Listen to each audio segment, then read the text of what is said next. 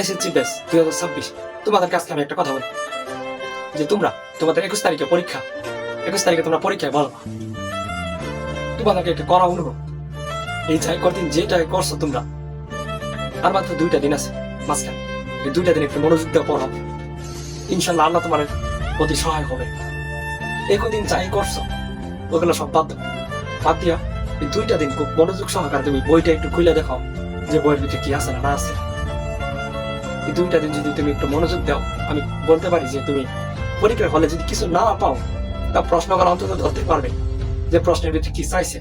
বা আমার কি করতে হবে পারবে দেখো তোমার এই যতটুকু তুমি পড়বা এই ভিত্তিতে কিন্তু তোমার মানে জিপিএটা আসবে মানে এই অনুযায়ী তোমার জিপিএটা আসবে তুমি যতটুকু পারো তুমি যতটুকু লিখবা তোমার যতটুকু পারো সেটা কোনো বড় কথা হইলে তুমি খাতার ভিতরে কতটুকু লেখছো তুমি খাতার ভিতরে কতটুকু লেখছো সেইটার ভিত্তিতে তোমার রেজাল্ট আসবে তুমি যে ধরো তুমি বইয়ের সব পড়াই জানো কিন্তু পরীক্ষার হলে গিয়া তুমি লিখতে পারলাম লাভ কি হলো তুমি যদি লিখতে না পারো তাহলে তোমার রেজাল্ট আসবে কিভাবে আর তুমি যদি কিচ্ছু না পারো পরীক্ষার যদি কিছুটা যদি ধারণার পরও যদি তুমি লিখে দিয়ে আসো কিছুটা হলে নাম্বার তুমি পাবো বুঝছো